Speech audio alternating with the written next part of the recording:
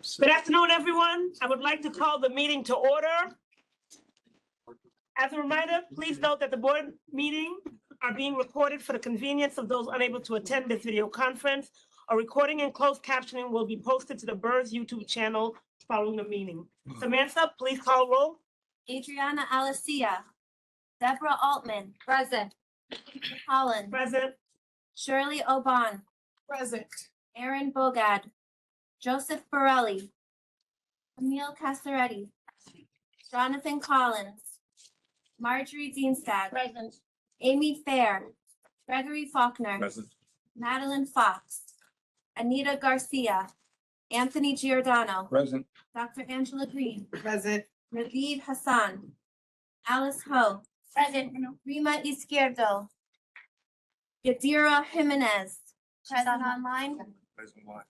Faraji Hannah Jones. Donald Nesbitt. Present. Sharon Odwin. Alan Ong. Present. Renita Parsons. Present. Mahisha Sapp. Present. Frank Cirabella. Present. Amy Slattery. Present. We have a quorum. Thank you, Jesus. Thank you. I'd like to move the Samantha, chair. thank Take you. that gavel away. Okay. Look nice. Thank you, Samantha. So first item on the agenda is calendar item number 1, noting of the minutes of the meeting of the Board of Retirement held on May 13, 2026. May I have a motion to consider? So moved. Thank you, Donald. Can I have a second? Second. Camille. Camille, thank you. All in favor of approving the minutes of May 13, 2026, please respond in favor. In favor. Aye. Any opposed? Any abstention? The motion carries. The next item on this afternoon's agenda is an update from the Executive Director, Sandy Rich. Sandy, do you have any remarks? Yes, they'll be brief. Thanks again for coming. This is the last board meeting for some PEP members. I would like to thank you for your efforts to support our system, members and staff. You've been part of, an important part of, members' financial future. We met just 2 weeks ago and there's not much has changed. Current vacancies stand at 6. We're kind of at a point where during this period, we can't add staff because of budget loads and things that I honestly don't understand, but there's a extended period where we can't actually do anything. Because we met just 2 weeks ago, there's not much has changed except for our lease arrangement at 55 Water Street. We signed the lease just 3 days before the end of our sublease agreement. We were nearly homeless. We have secured a future at an attractive lease rate. Lease rates have already jumped downtown, especially in this building. We are now about 30% below what they're asking for lower floors. Our timing was great. Seville, we were lucky. Seville's did a great job, as did Soraya Buckler, our infrastructure manager, and Sharon Kapula and the entire legal team. Their work and the anxiety of powering through to the final agreement was unbelievable. It was a New York City event. I would just end with, there are opportunities for trustee education in the next few months. July 15th through 17th is the Coriad Global Summit. This is a very intimate affair. I recommend it highly. And then the NYCBERS Public Pension Funding Forum, where the topics are mostly actuarial, in August. I recommend that conference also if you have a tendency to wanting to understand Merrick better. And then finally, I'd just like to recommend trustees, again, I did this last meeting, pay special attention to the recent and future modifications from the New York City Office of the Actuary in Albany. There's a lot of press accounts on what's going on. Some of the press accounts are just wildly inaccurate. Please listen to Mark. Our independent actuary is here to discuss some of these reforms that we'll be voting on today. These are provisions that strengthen our system while providing benefits to members. So it's important we meet today. Mr. Tishkevitz. And for us. So question, so we're now expanding into the next space? So is that happening? We right have away? access to the entire floor and it's very exciting. We will break ground. Well, they already broke ground on the first floor. We will be moving our counseling center from 65 Court Street, Brooklyn to the first floor in this building.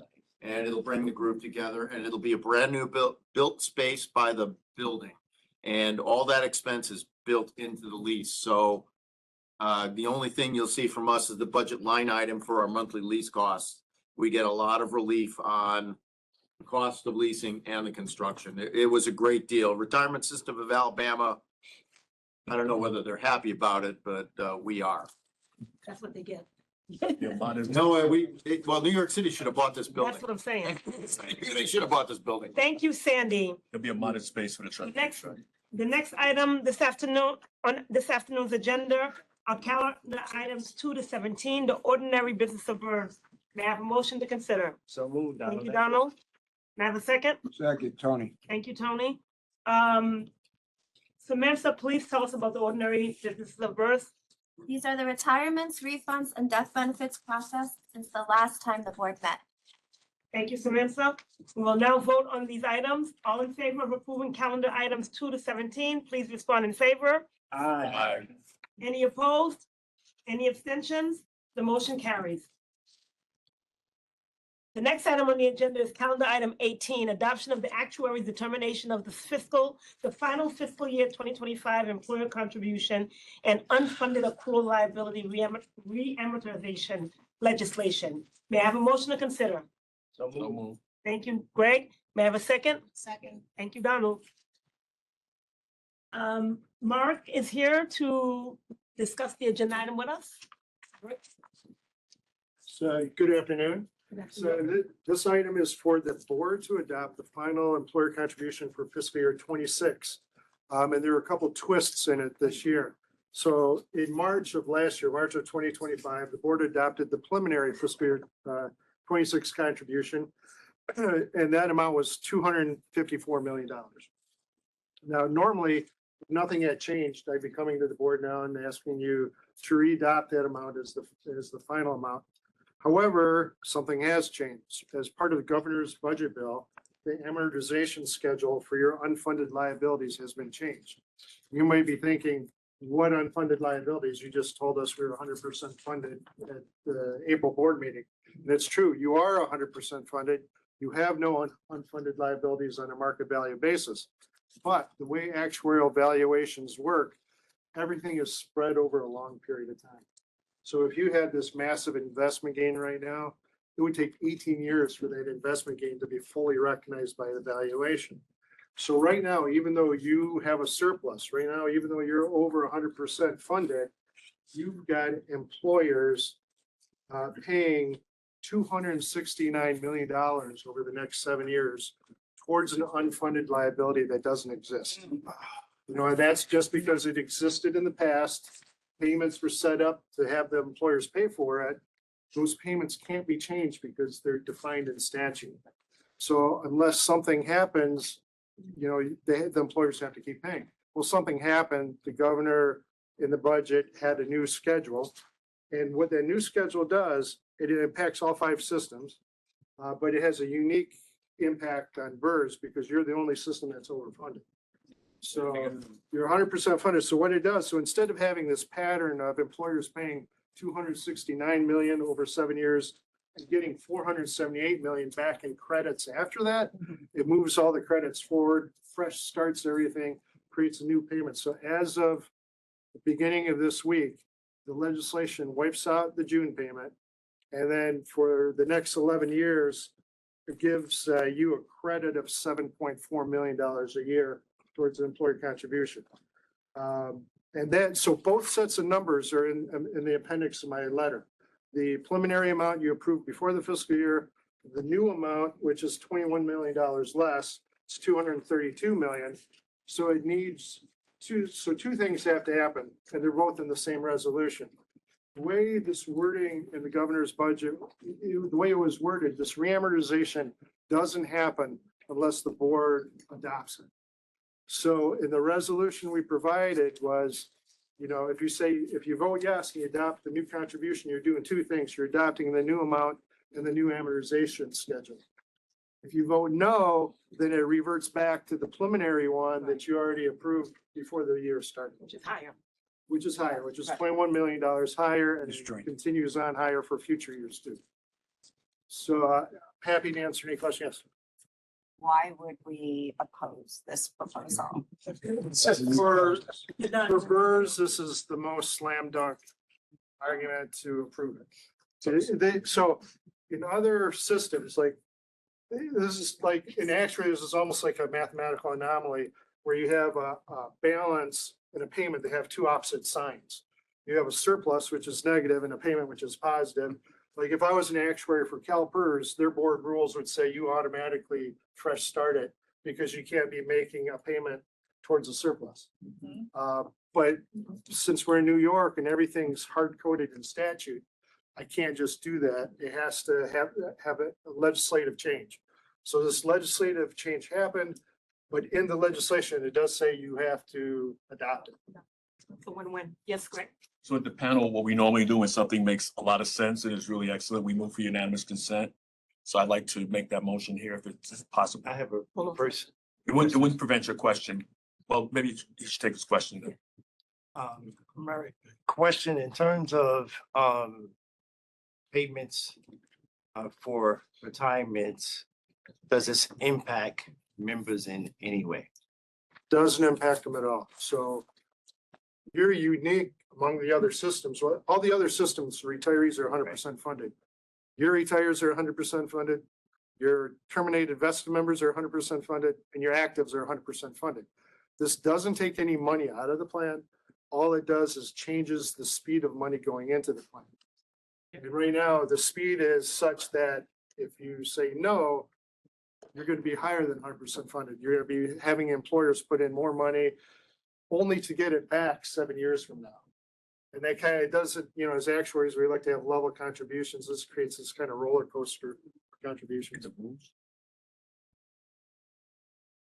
So I'm asking if we can do motion for unanimous consent to send a signal. Do a voice vote? Yeah, we're just gonna do a voice vote. We A send, voice vote like we've been doing. no, but I'm asking, well, I guess legal. Is it legal for the board to do unanimous consent? You can make that motion. And if it approves, it passes that. So I'm making a motion Second. for unanimous consent. All in favor of unanimous consent? Any opposed? Any opposed? Oh, so we need to oppose that. Did we check with legal? I'm sorry. It's been opposed, it's shut down. Can we just do? Can we just- Can we just, Do- can we just do a voice vote? Second, we're gonna do a voice vote because we're pretty sure that, okay. So, I'm sorry, can I just note, we have two trustees online that can count towards a vote. sure, So we'll we call might them wanna just the get two of them there. after everybody else, okay?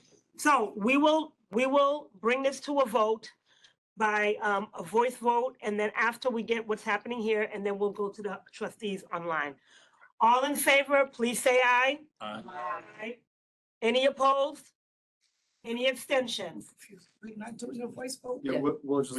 In effect, it's unanimous. Anybody, any of the members, hold on one second. Any of the members online, Yes, you approve? I approve. Okay, That's is that enough. Amy? Is that Amy Fair? And who else? Yadira, yes, I approve. The motion passes Unanimously. unanimously. Well, no, not unanimously. Oh, the controls off. Yeah. Call that a consensus.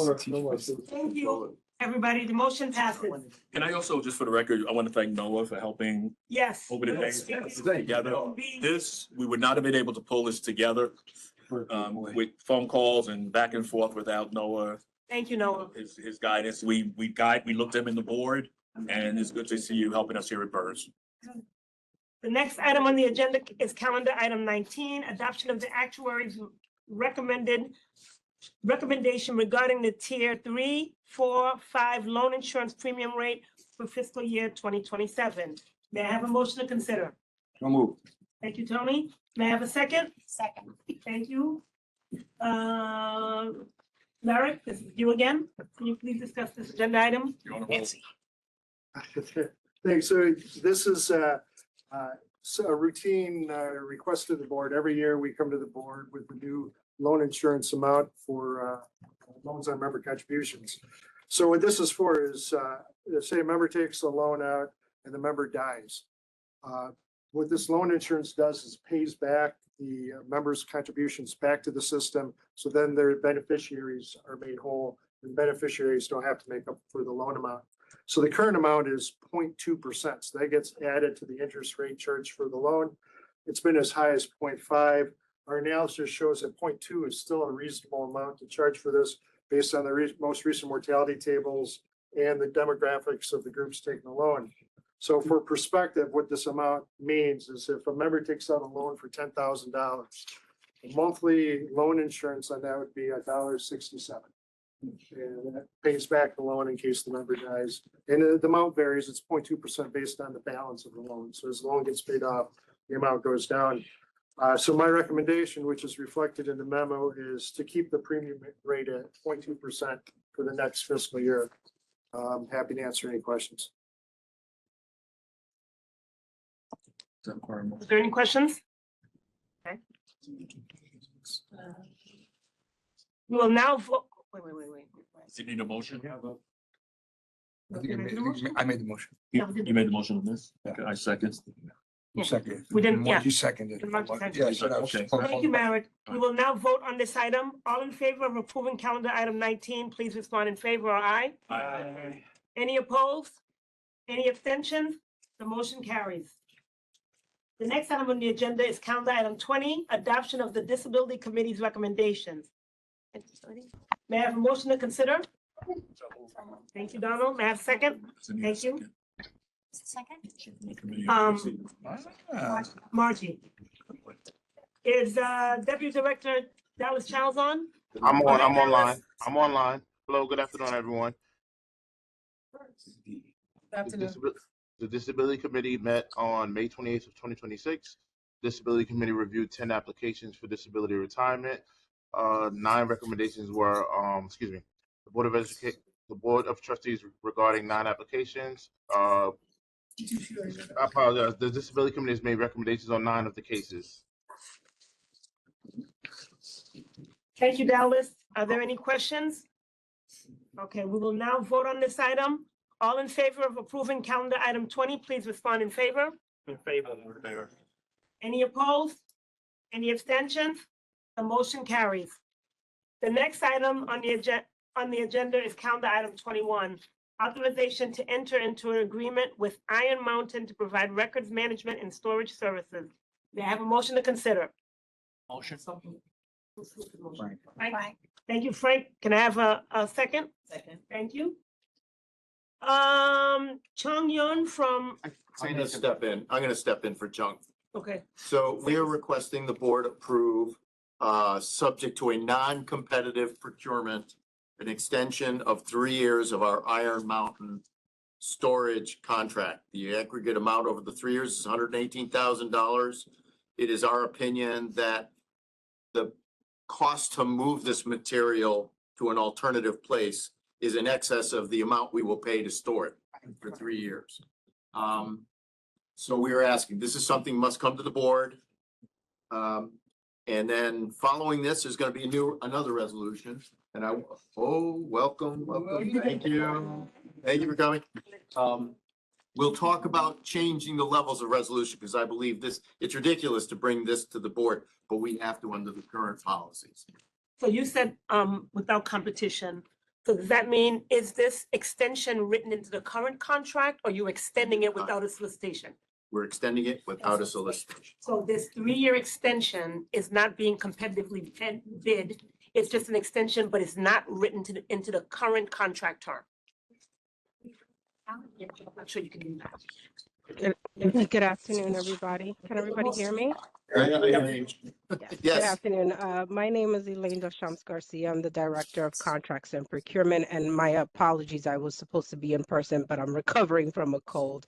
The current agreement that we have with them no longer has extension, so we actually were able to negotiate a new 3-year agreement with a 26% discount of the monthly rate. In addition, they agreed to remove the administrative fees in order to retain our services.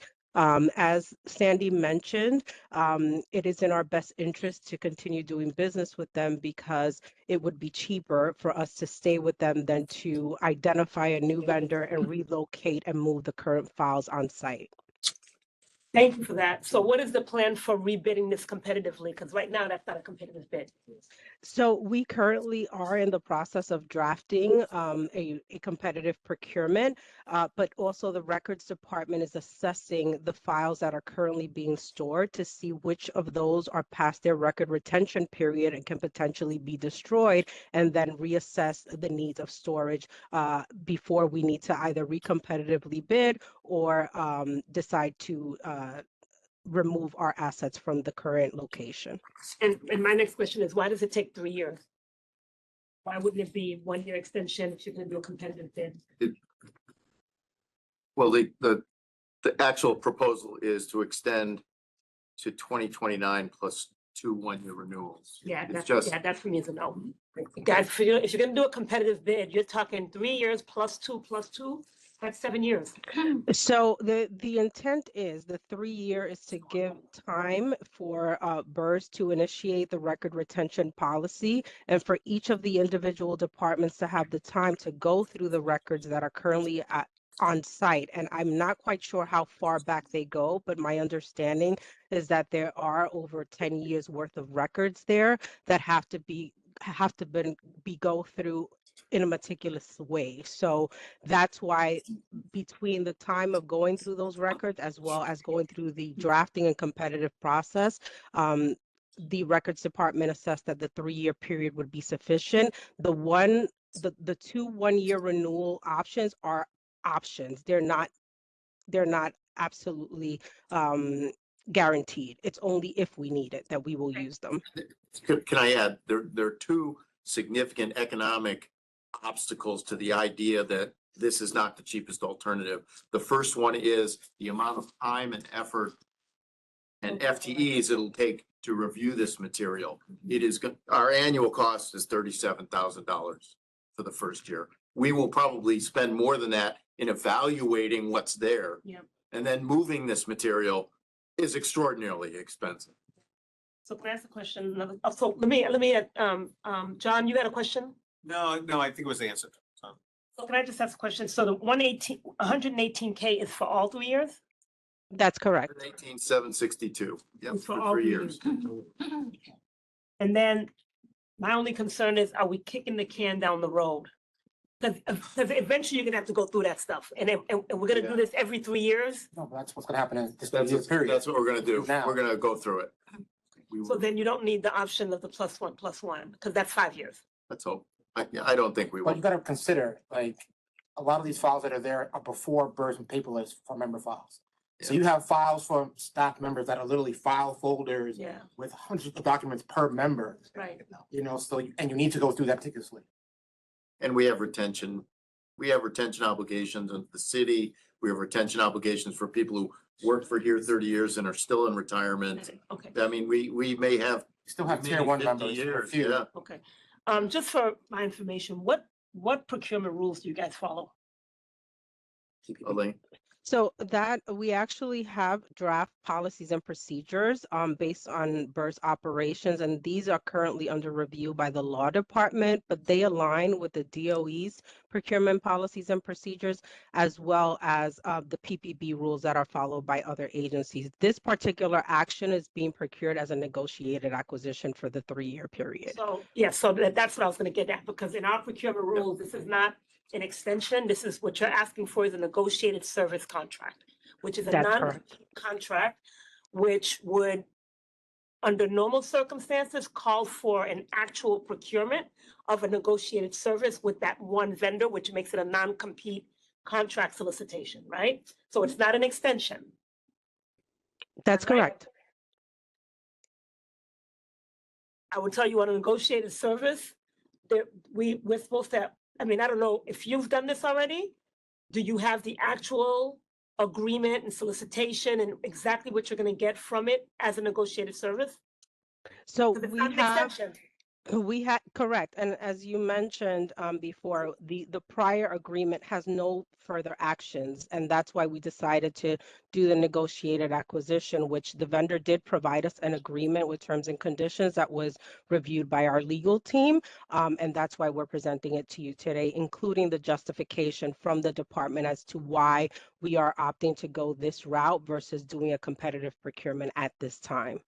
Now, one less problem is that negotiated service is only used when there's not another company that can provide the service. That's typically why you would use negotiated service. And this does not fall into that requirement, right? It falls into the requirement because we have an established footprint in the business at this moment. The vendor is currently holding our files, and due to the timeliness of this procurement, we're unable to source another vendor and do the arrangements to move to another facility in time without there being disruption. So Samantha, you guys don't have procurement rules right now. Well, clearance, it's with the law department. Okay, but Law so department it's not vetting been, them. so Be adopted by the technically you board. don't have procurement rules, because if they're with the law department, they've not been approved yet, you really don't have them. Fair enough. I'm just trying to make sure that we're not breaking any procurement rules, because that's a But huge, now you almost want a legal opinion. Yeah. Because, well, no, they don't have procurement rules. There's no procurement There's no- rules. They're going through the process now. but the city doesn't, Well, that's what I'm saying. They're not following PPP. That's what I'm saying. I'm not saying that you have to. I'm just saying you ultimately have to have procurement rules. And you're going through them now. Yeah, okay. Get there. but I realize, but like, I would be voting on something that violates, that would normally be the city. I'm just But it's listening not, to what but you're it's saying. not, it's technically not violating a rule because they don't have a rule. There's not a procurement rule. But rules do We're not exist. violating the rules. No, they're not violating a Can rule. I just jump in and say that in the history of BERS, we have followed the DOE rules and used them as guiding principles until our rules were drafted and until they're ultimately approved, if that's helpful. They're following them out of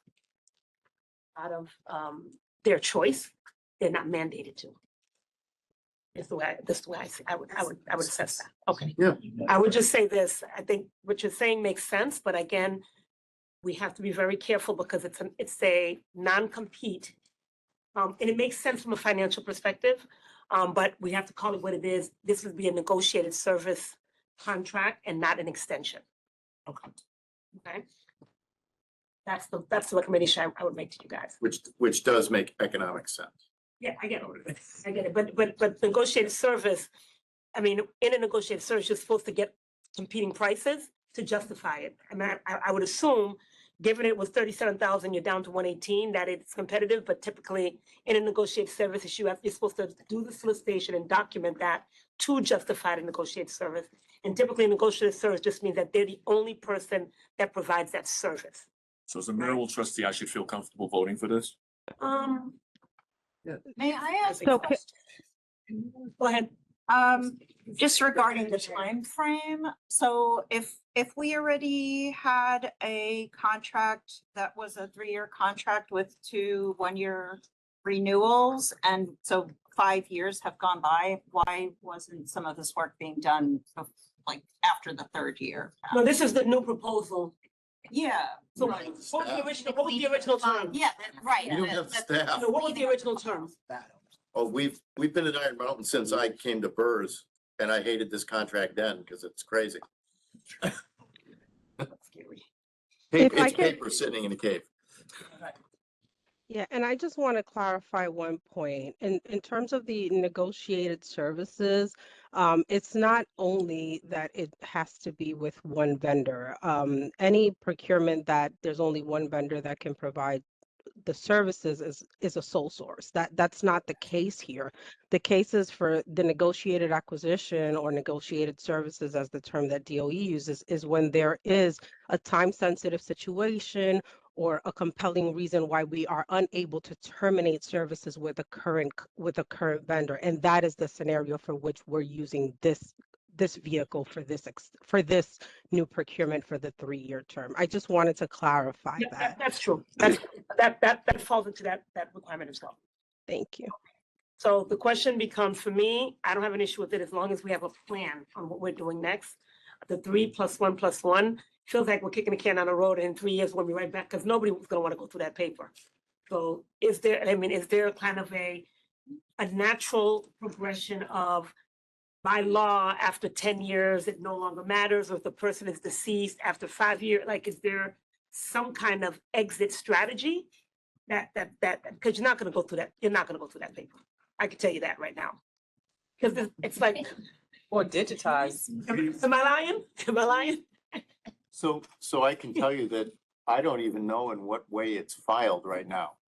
Right? So it It's could filed be by member. by member, By right? member. So, this I is- mean, we would have to go individually You by gotta member. think, Birds Night is over 105 years old at this point. Yeah, And before 2008, Mm. all the records were paper-based. So when Bird staff actually went to retire someone, you would get a file.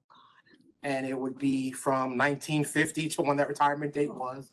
All the documents from that person's career, pay stubs, loan applications, leaves, anything you could think of, they applied for in their whole entire career of BERS for one member.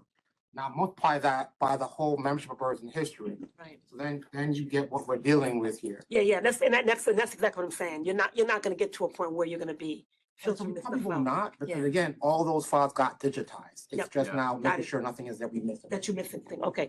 That's the last question, I totally lost my train of thought, okay. Okay, all right, so, Oh, a question down here. What's the disposal plan, once it's all determined that it's trash? Do we have to pay for that as well? yes. And how's it has that to be gonna dis- work? it has to Every be- time it's touched, we'll be paying someone. Every time it's moved, we'll be paying them. Every time it's disposed, we'll be paying them. It's one of the reasons why there's, it's like, It's like a special plan. All the time. Yeah. So when does this contract actually expire?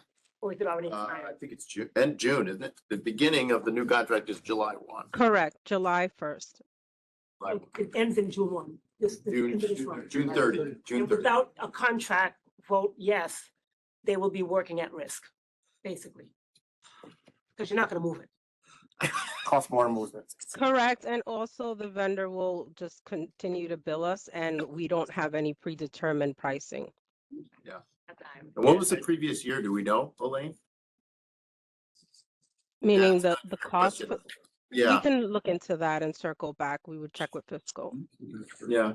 Yeah, I just, Go ahead, Donald. I just want to point out too to the board, it would also mean that a vendor would have confidential files of our members and billing us.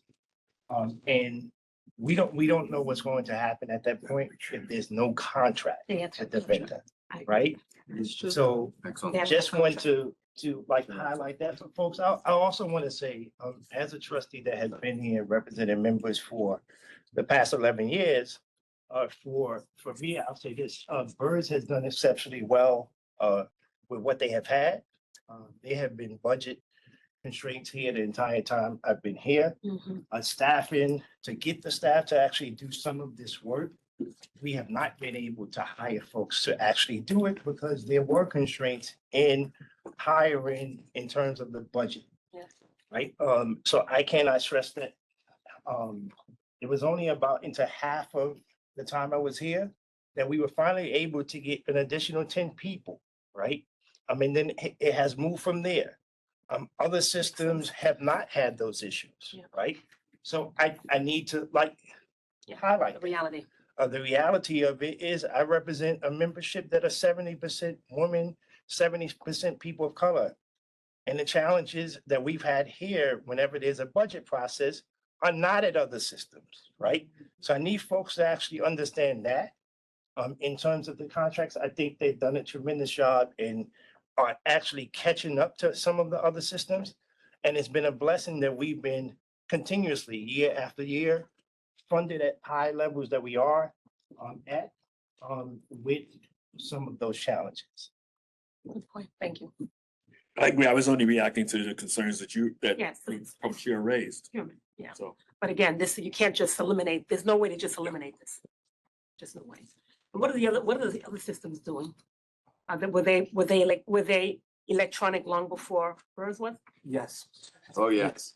That's all. We were 20 years behind. Okay. That's the problem. All right. So, Wow. thank you. We will now vote on this item. All in favor of approving calendar item 21, please respond in favor or aye. Aye. Any opposed? Any abstentions? The motion carries. The next item on the agenda is calendar item 22, adoption of an amendment of contract approval threshold policy. May I have a motion to consider? Executive Director Sandy, first, may I have a motion to consider? Tony, thank you. Trying to get out of here. Don, no, I'm sorry, Don. Sandy, can you please tell us about this? Yeah, so we originally set approval thresholds in June 2022. Working with Elaine and our law department, we are proposing alternative threshold approval levels and moving them up. So we don't have to bring as many items to the board and to the executive committee. The proposal is for competitive procurements not greater than 250,000, for government contract, ride, piggyback contracts up to $500,000, for MWBE procurements up to $500,000, and contract amendments and extensions for a period up to 2 years, such that the total term of the agreement shall not exceed 5, and cumulative cost to BERS shall not exceed 250,000, would be approvable by the executive director within the budget, as approved by the budget of the board. So this is like within the budget, raising the thresholds, which I can approve. What are the thresholds now? Elaine, do you have those? Yes, I do. Give me 1 second. I think the competitive. So the competitive as well as the extensions under the executive director are up to 100,000. And just to add a little bit to what Sandy said, the reason why we're requesting to increase the executive director's thresholds is to go in alignment with the current delegation that our general counsel has been issued by the law department to approve contracts. And then the second piece, as Sandy mentioned, would be to maintain for the executive committee to maintain authority to approve procurements over that $250,000 threshold, in addition to special determinations such as a sole source, negotiated acquisition, or procurements of that nature. As Sandy mentioned, this board voted and approved the fiscal year 27 budget, for which allocations have been made for prospective procurements of goods and services. Our partner pension systems follow the same process, with the exception that once their procurements are approved in the fiscal budget, they can move through the process and execute to commence services. However, we believe that this request is in the best interest of BERS to maintain visibility, but also to ensure the continuity of the procurement of these goods and services. If, I got a ton of questions. yeah, so I probably have a bunch of questions, but instead of that, can I ask, can we push this off until September? Because I feel like we're making a decision that we have a reappointments happening on July 1, right? People can come back, and the next iteration of the board may want to even increase this rather than keep it at where it is today. So if there's no. You're trying to lame duck us here? What's that? You're trying to lame duck us? Not at all. I'm just being practical. That's what it is. I'm just being practical. That Well- we're at the last meeting of an iteration of a board that changes in 3 weeks' time. And We shouldn't have voted on anything many of the today. people are gonna be back. Many of the people here are gonna be back. So I don't think there's Voted on I don't think there's any harm in doing We've it. been voting on things all day, and now all of a sudden, by the way, you're a lame duck, so. Custodial contract. What, okay, hold on a second. Here, hold on a second. That's what I'm saying. You can have your attention. Couple of questions. One is, how does this affect the procurement rules that you're now writing and have underway? They should all be aligned and included in your procurement rule. We can't have these different kind of, you know what I mean? It should be one thing that includes everything. That's it. Yes, This and has align with the already law been department. captured. from Yeah. what Elaine has drafted and is currently under review by the law department. These amounts are put into that document. Okay, and then the question is. I'm sorry, I can't hear the response. It's too low. The current pending procedures that are under review by the law department currently contain what we are presenting today. The limitations and set amounts are currently within that draft to be reviewed. And so I just want to make sure I understand, is it that you're asking for the review to be left to the executive director or the executive committee? I missed that part. So the executive director will have the authority up to 250,000, which is in alignment with the general counsel's delegation to approve contracts.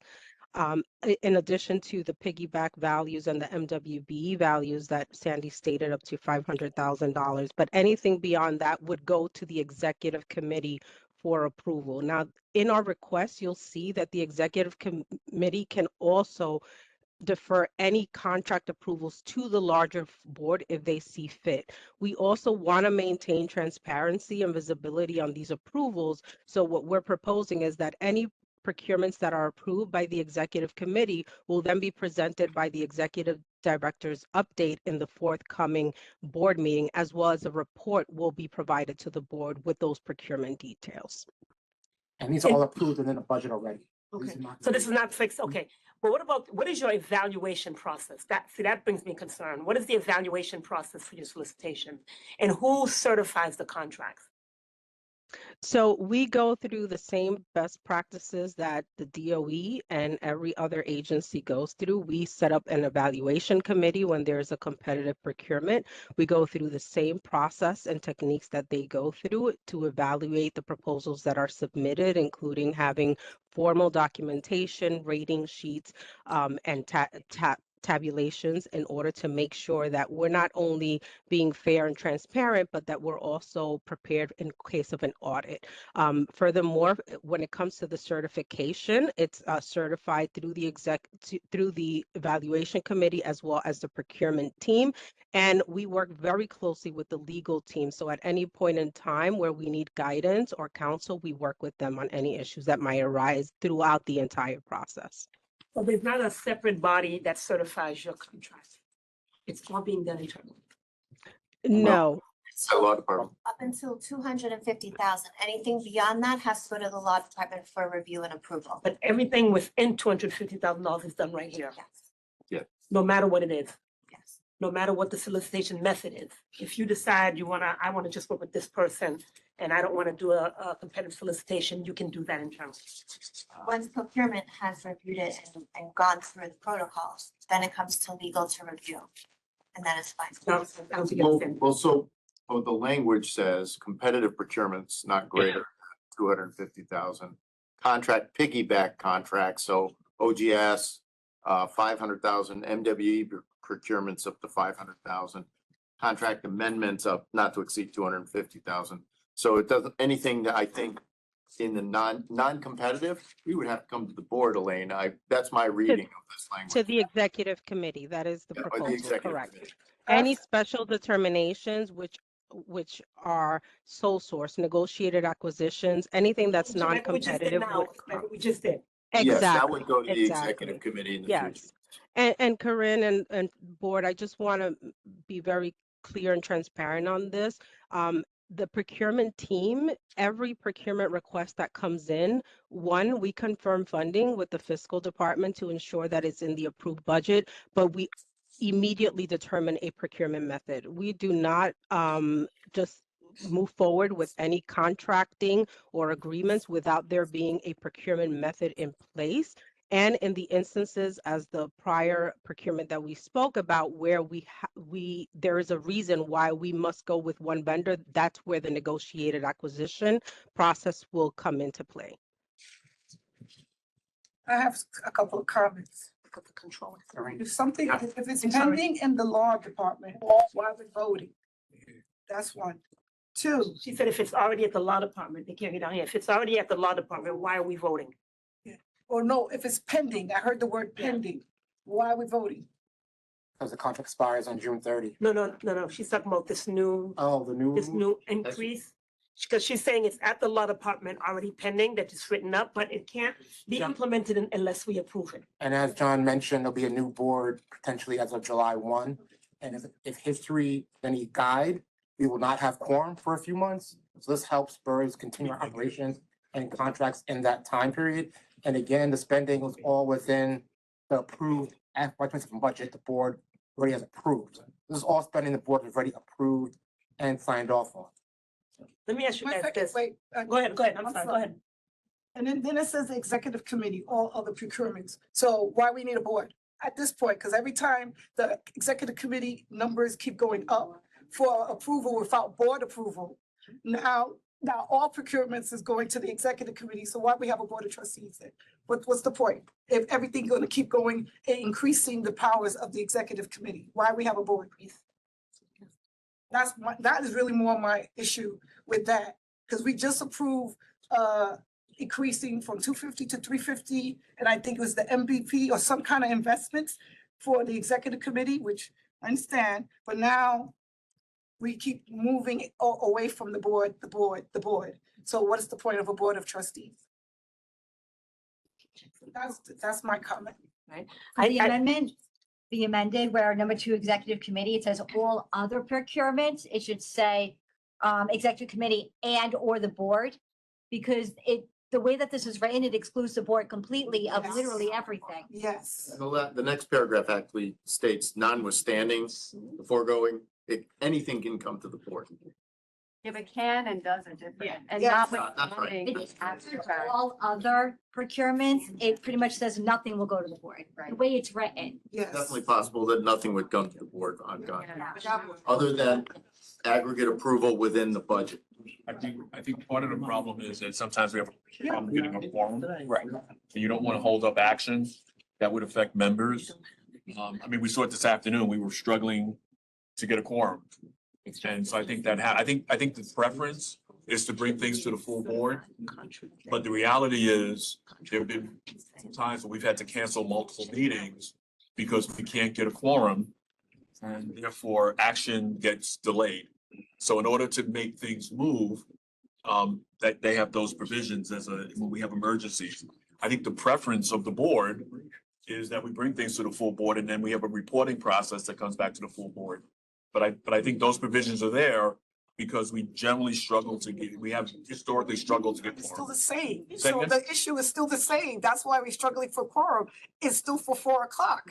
A lot of people can't make 4 o'clock. That's why we're still struggling. Well, that's a board decision. If you guys want to move the meeting, And then but we did survey. Vote about that we though. did the survey, but Did a survey and the survey came back with most people saying, I believe, leave it where it is. It canceled out. Some said I can't make 4, some said I can't make 6. So it was a lot. They had 4:30. Yeah, so everybody, it might be new people, so you might be able to get. So we're gonna resurvey. I think that's a fair point. I think we resurvey after July. Show up. If it doesn't seem to be anything pressing that this is gonna happen, that's gonna happen in the next 3 months, then I don't understand the rush to do it when there's still open questions from trustees. And we know we're gonna have a new board who may have different schedules than the folks today. Or may be able to coalesce around a different time. We don't know. Those are unanswered questions that we're gonna have answers to in 3 weeks, 4 weeks, whatever the case is. Yeah, to me, I don't think we have to wait till September. I think we have to understand what are the risks over the immediate term are you handicapped by these smaller numbers? And the next question I would ask you guys is, my concern would be dealing with procurements at the DOE a lot. Look at the last fiscal year, last year. We didn't have our first meeting until December. I hear you. That's what I'm saying. We don't need, It's really- that's the the wait thing reality. it's not necessary if we can solve for everything. So I agree with that. I guess my question for you guys would be, I'm thinking about some of the things we go through with DOE. Any vendor could decide to sue you because they felt that they were not fairly given consideration. I'm making it up, right? So I guess what my concern is, what is the check and balance outside of your office that there is, because we deal with this at the DOE all the time. The only thing that saves us is the procurement is done through DCP, DCP is not involved in the evaluation. That's a separate body. Then once that's done, it goes to legal, that's a separate body, and then it gets certified by the controller's office. So that there's I'm not suggesting that's what you guys get, but there's checks and balances that protects us against a suit, and we still get sued. So in this scenario, my concern would be, and people sue you over the littlest thing. I didn't get the contract and I should have got it, and so I'm suing. My concern is, what is the check and balance within this scenario? And does that open us up to too much exposure? Not to wait for another board member, but to really figure out what the. Question on the contract process itself or the approval of it? Both. Because if the contract process is happening within this department and the approval person is the head of this department, of this. No, that's not Internal how, audit, that's not. how- internal audit, and the board can review anything at any time. Elaine, can you explain the process again? Because it's not all in the same department. Sure. No, absolutely. I can go through it. And thank you for that, Corinne, because I definitely understand those challenges. I do want to just highlight that BERS operations are at a much smaller scale than a larger agency citywide. Our procurements are not vast. Our contracts are not complex. About 40 to 50% of our procurements fall under a piggyback or a ride because it helps us leverage volume discounts either through DOE, OTI, DCAS, or GSA or OGS. So I will say that in terms of the controls we have in place, as I mentioned, we work very closely with fiscal, with legal, with our audit team. Anything that requires higher level review goes to the law department. So we ensure that throughout the entire process, there are controls. When it comes to selecting the evaluation committee, none of the evaluators are within the procurement department. We are biased. We are there for guidance and to ensure the process moves, but no one in the procurement team is part of the evaluation committee.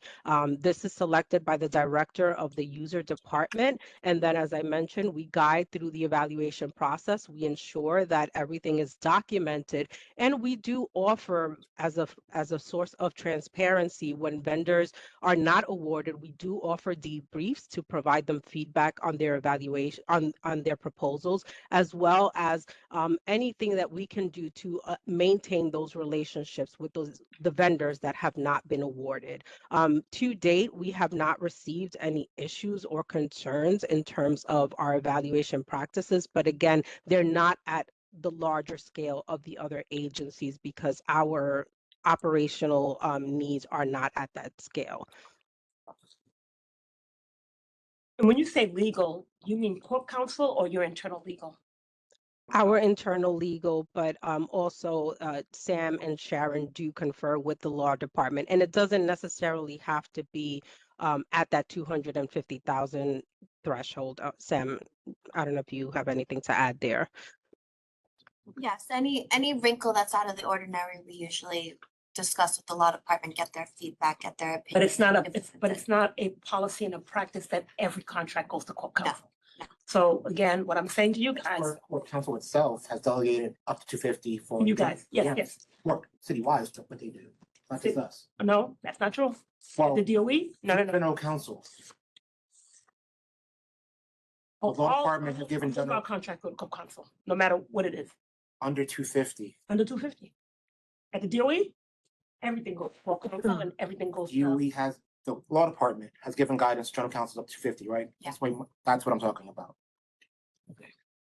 So the only thing I would ask you guys to think about is right now, in this process, everything happens here. There's no controller's office, there's no really court counsel up to 250. And if that's worked thus far, that's a good thing. But I will tell you, in the DOE, we get sued regularly. And the difference is that, like I was saying to Donald, everything that happens to the DOE goes up to the chancellor, and then outside of that, it goes to the controller's office for registration, and it goes to court counsel to finalize the legal that's outside of the chancellor's purview and responsibility. Right, so that's the check and balance.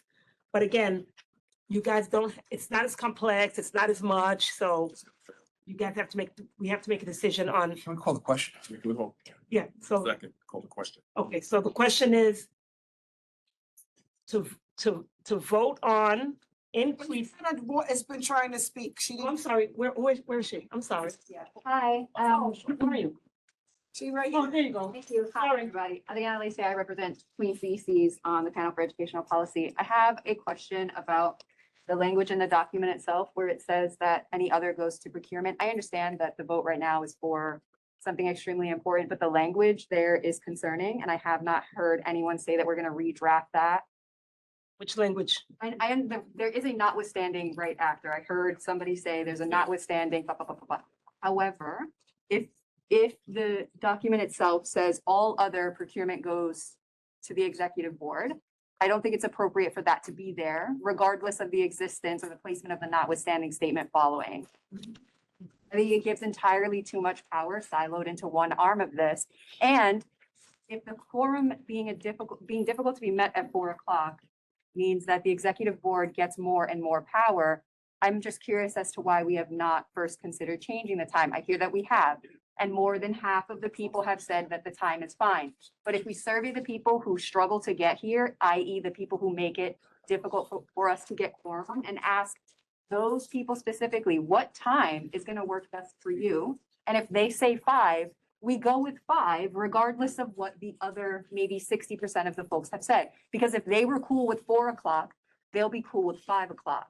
But if I can't get here till 4:45 on the best day, and that means I've pissed my manager off and put my livelihood at risk, that makes it difficult for me to say yes to coming to the next month's meeting. Whereas if we could start at 5 o'clock, maybe I'd upset my manager, but I wouldn't be risking my job.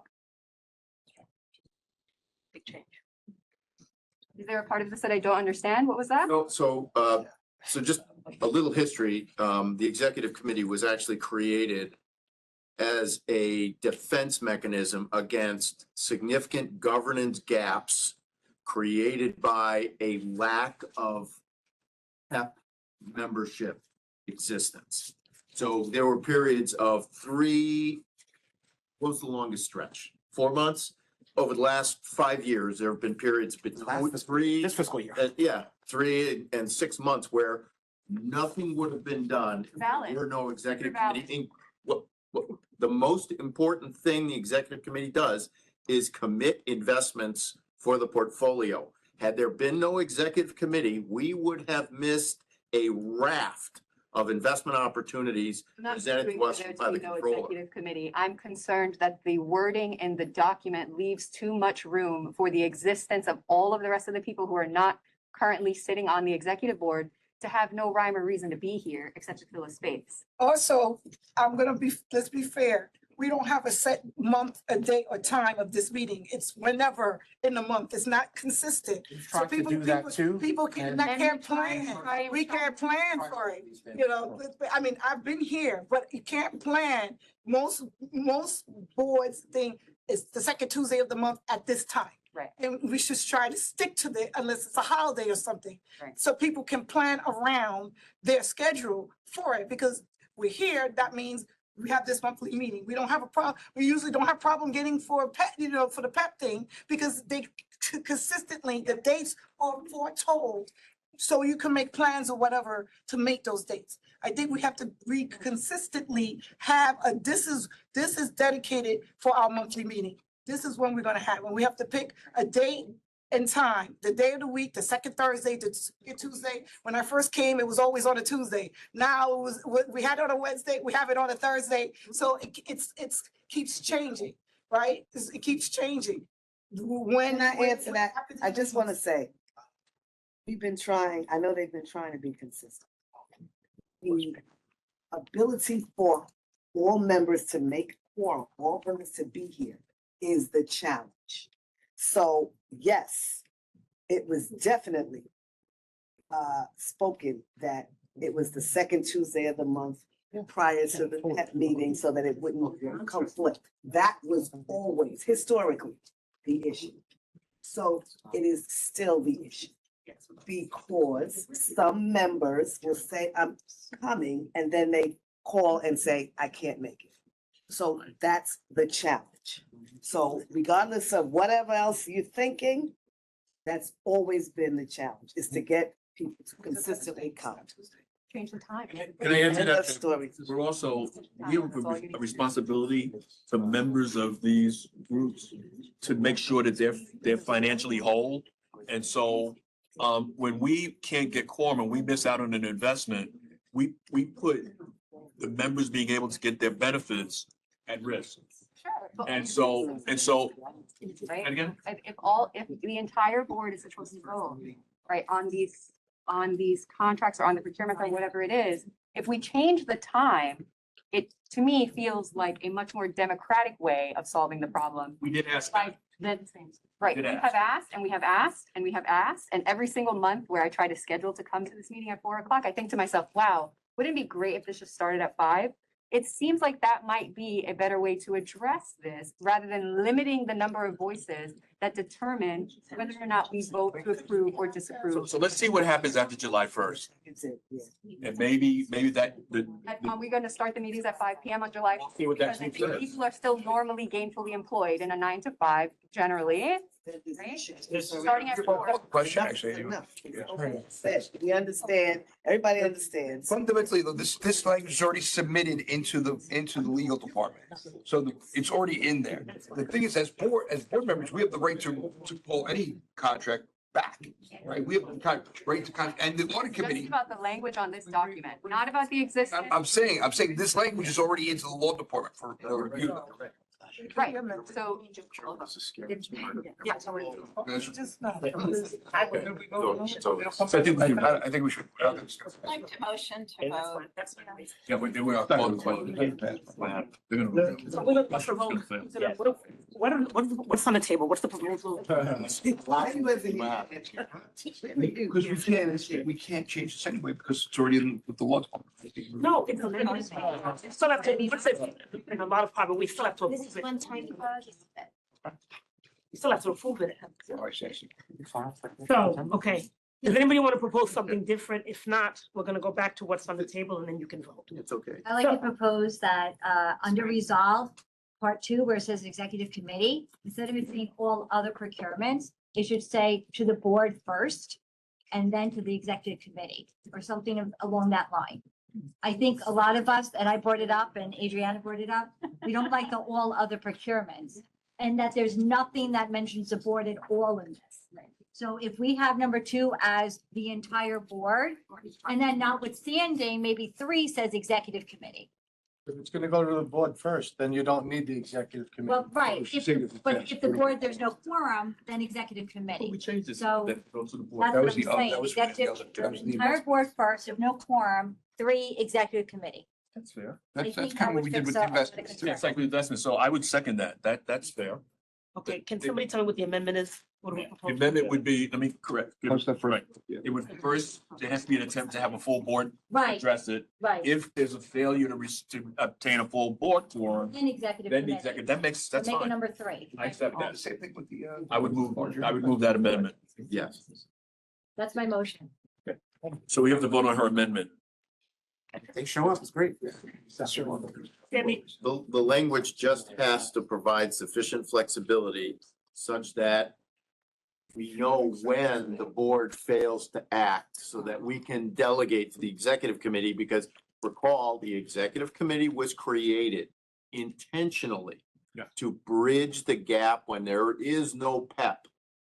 It was created exclusively for But that. this solves that problem. As long as we have as long as you can define when is a failed board meeting. Is a failed board meeting, it's scheduled and no one shows? One monthly? One monthly board meeting. Okay. Sandy, with all due respect, I think a lot of these questions should be discussed when we discuss how the executive board functions, whether or not it's functioning right, whether or not the next iteration of this board wants to incorporate those things or not incorporate those things. I don't think it's fair to take an action today that's gonna bind the board, that's gonna be different in a matter of weeks, not months. Your staff is fine with that, John. If the Yeah, just leave it. trustees want to do that, that's up to you guys. I mean, I'm just saying, like, are you expecting anything in the next 3 months that's gonna require this to be triggered? If the answer is no, it's not of the essence, right? Can we vote on the Only thing amendment? that's like. So can I only thing that's likely clarify to come something?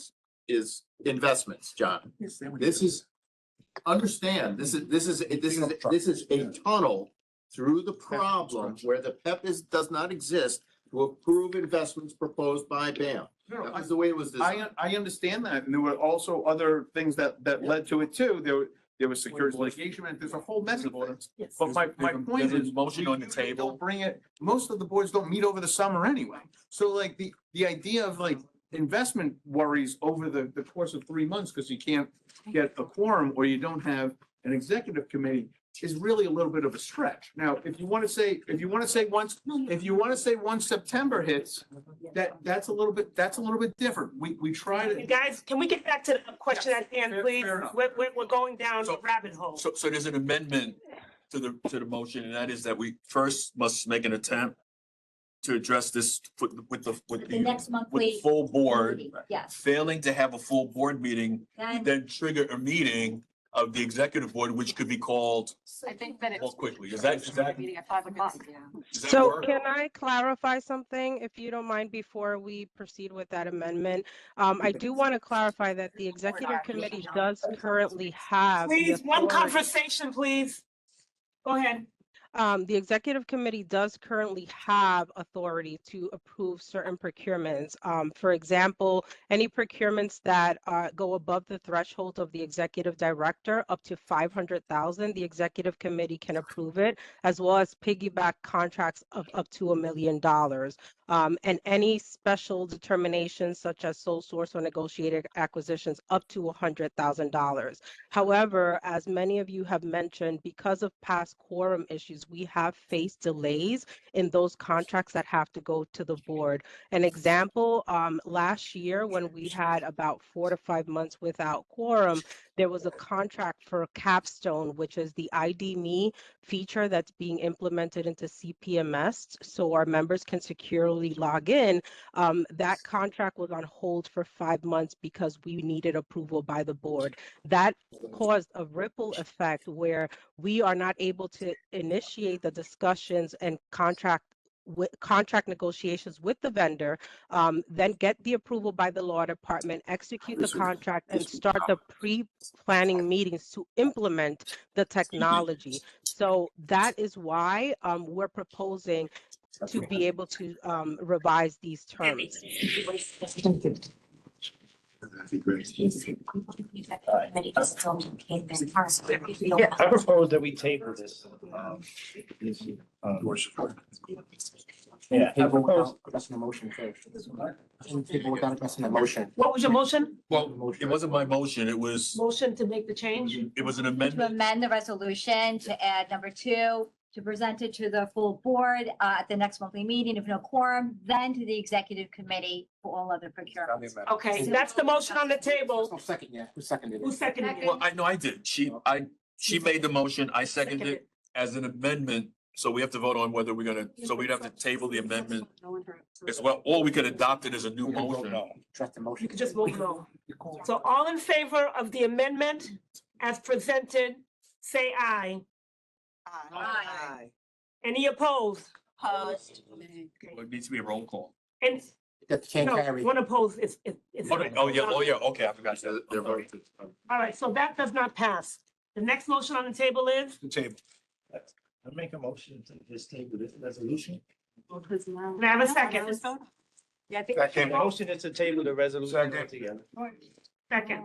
All in favor of tabling this until further enhancements, and I think, Sandy, I would also add to that amendment, to that tabling, is to see, like, build this into your procurement rules. Yeah, I think So that you're covered. the next move is to get the And I'm full happy to help you procurement with that, back. because I deal with this whole thing. Yeah, we'll get Let's the build full that to procurement rule. Sorry, you. All in favor of tabling it until we make the enhancements and come back to the procurement? Aye. Any opposed? Any abstentions? That locks them. The motion carries. Hmm? Okay. All right. I feel. How does that carry? So, How does that carry? Why are you happy? The motion carries that it's being tabled. Oh, it's being tabled, okay, Yes. okay. Thank you, everybody. That concludes the agenda for this meeting. Were we gonna talk about the controller's authorization? I thought there was gonna be a report. At the last meeting, did we have a discussion about authorizing the controller to represent an investment? Delegation? I was told it was gonna be on the agenda for this meeting. Yes. Hold on 1 second, hold on 1 second. Hold it. I want to be respectful. I'm sorry, Greg, you lost me. What are we talking about here? My understanding at the last, was it the executive meeting or the last meeting, there was some questions around the authorization, the delegation to the controller. And there was supposed to be a report that would happen at the very next Is the meeting. law department here? Yes. Hey, The Darren is on, but I have an update as well. There was an email circulated on May 19th from me. It included you as well, Greg, where Darren is requesting some feedback from you in order to proceed. Well, I don't know what feedback he needs. That's pretty Well, straightforward. Darren can speak to Do we specific. need to go into attorney-client? Okay, can somebody make a motion? I move to attorney-client. Second? Anybody? Second. All in favor of going to attorney-client? I think it's automatic. no? Aye. Any opposed, any abstention? We're going to attorney-client. Aye. Thank you, everybody. Motion to adjourn. Who is second? Said that. I don't take your motion.